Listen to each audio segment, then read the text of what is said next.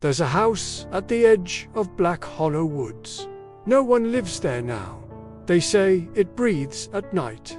When Adam inherited the old Whitlock house from his late uncle, he didn't hesitate. A free house in the middle of nowhere felt like the perfect place to finish his novel and escape the wreckage of his recent divorce. The house was massive and crooked, with creaking floors and dusty chandelier, the kind of place that had stories embedded in its walls. The local realtor didn't offer much, just handed him the keys with a stiff smile and said, "It's yours now. But don't go into the basement." Adam laughed it off. Small-town superstition. The first night was uneventful until the whispers started. Faint at first, a soft brushing sound, like fabric dragging across wood, then clearer, a voice, raspy and close, murmuring just under the surface of his thoughts. When he turned on the lights, it stopped.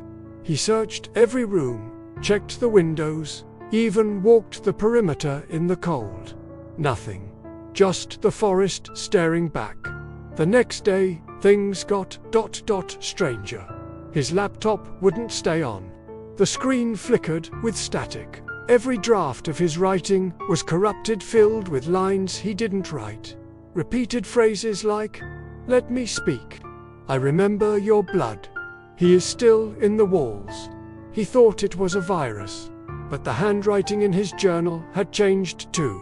Entire paragraphs he didn't remember writing, written in jagged loops. Then came the dreams. Dark corridors, scratching behind the walls, a child's voice saying he never left. On the fourth night, Adam finally opened the basement door. The air changed instantly, damp, heavy, and cold like a tomb. The light switch didn't work, so he took a flashlight and stepped down into the blackness. At the bottom, he found a long hallway, not a basement, but something much older. The walls were made of stone, slick with moisture, and covered in carvings, names scratched into the rock, hundreds of them. Some were centuries old. And in the center of the hallway, a small wooden chair, surrounded by piles of old teeth. He turned to leave, but the stairs were gone. He ran for what felt like hours, deeper into the stone passageways. The walls began to bleed.